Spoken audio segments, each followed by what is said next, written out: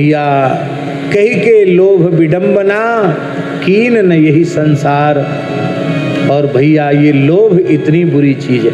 महाराज जी, स्वामी जी, महाभारत में एक वाक्य है, बड़ा अद्भुत वाक्य है। मनुष्य के भीतर पाप कब तक है? व्यास जी कह रहे महाभारत में, जब तक उसके मन में लोभ है तब तक उसके मन में पाप है। लोभ रहित हो जाएगा तो पाप रहित हो जाएगा।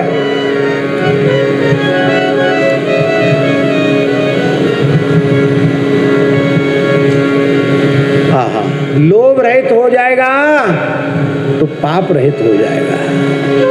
और संत मलुकदास जी महाराज तो घोषणा करते हैं, चाहे प्रस्थानत्रयी के विविध भाष्यों का आलोडन विलोडन कर लो, बढ़िया से बढ़िया व्याख्यान दे लो, जब लग जीव का लोभ न छूटे, जब लग जीव का लोभ न छूटे, तब लगी तजे न माया। जब तक लोभ नहीं छूटेगा तब तक माया पिंड छोड़ने वाली नहीं। जब लगी जीव का लोभ न छूटे, तब लगी तजे न माया। घर घर द्वार फिरे माया के, पूरा गुरु नहीं पाया। घर घर द्वार फिरे माया के, पूरा गुरु नहीं पाया। सबसे लालच का मत खोटा, सबसे लालच का मत खोटा।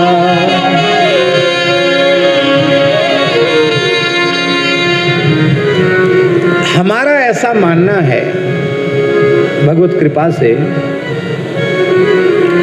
कि लोभ छूटता नहीं।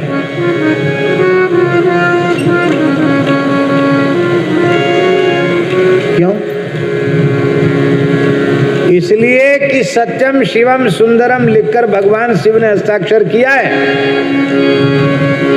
और वो गोस्वामी जी कह रहे हैं सुग्रीव जी के माध्यम से, लोभ पाश यही गर ना बंधाया, लोभ पाश यही गर ना बंधाया। सोनर तुम समान रघुराया, सोनर तुम समान रघुराया। ये तो बहुत अच्छी बात है, तो भगवान के समान हो जाएंगे। ये भगवान के पास भी इसका समाधान नहीं।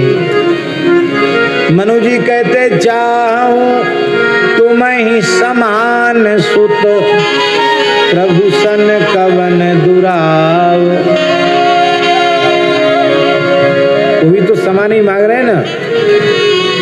बोले आप सरिस हो जो कहाँ जाई, नृप तब तनय हो में आई। हम तो स्वामी जी इस निर्णय पर पहुंचे हैं कि जब तक जीवत्व है तब तक लोभ है। जहां जीवत्व की निवृत्ति हो जाएगी, भगवदाकार वृत्ति हो जाएगी, वहां लोभ नहीं रह जाएगा। लोभ को मिटाने का साधन क्या है? जैसे विष की दवा विष है, ऐसे ही लोभ की दवा लोभ है। किस चीज का लोभ? नाम जप का लोभ, नाम संकीर्तन का लोभ, कथा सुनने का लोभ, कथा बोलने का लोभ। हम भारी लोभी हैं, प्रथम श्रेणी के लोभी हैं। कथा बोलने का लोभ हम संवरण नहीं कर पाते।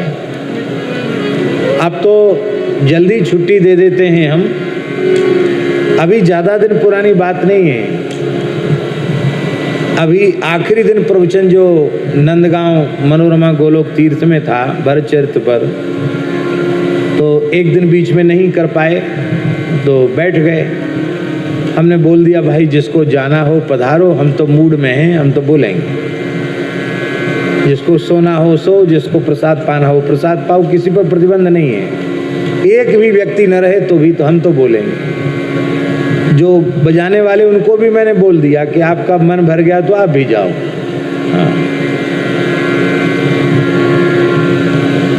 7 घंटे एक आसन से लगातार चरित्र हुआ। अब कुछ वर्ष पूर्व की बात है, बद्रिकाश्रम में कथा हो रही थी। एक दिन वहाँ का पहाड़ में तो मौसम चाहे जब बिगड़ जाता, एक दिन कुछ मौसम ज़्यादा कुछ ऐसा ही था, नरम गरम था। बोले आज तो बहुत कड़क बर्फ़ पड़ गई, ये हो गया वो हो गया। हमको बहुत अच्छा, हमारे लिए तो बड़ा फ़ायदा हो गया, लोग घूमने तो जाएंगे नहीं, अब कथा ही कहेंगे। तो माताजी 2 समय की कथा थी, तो 10.5 घंटे तक एक आसन से बोलते चले गए। संगीत भी नहीं था, बिना संगीत के 10.5 घंटे तक बोले। पर श्रोता भी ऐसे विलक्षण, पूज्य गोरीलाल कुंज वाले महाराज जी भी 10.5 घंटे तक लगातार बैठे रह गए। संत लगातार बैठे रह गए। मन नहीं भरता है, लोभ लगता है बोलने का, सुनने का भी लोभ लगता है। ऐसा नहीं है बोलने का, सुनने का भी लोभ। भैया भगवान के दर्शन का लोभ लालच हो जाए, सेवा का लोभ जग जाए, सत्संग का लोभ जग जाए, तो जिस लोभ के कारण हमारी दुर्दशा हो रही है वो समाप्त हो जाएगा। क्योंकि जब कथा कीर्तन का, सत्संग का, हरिभक्ति का लोभ जगेगा माताजी, तो भगवान का महत्व स्थापित होगा। और जब दूसरी किसी वस्तु का लोभ जगेगा तो उस व्यक्ति, वस्तु, पदार्थ का महत्व स्थापित होगा, जो हमें पतन के गर्त में ले जाएगा।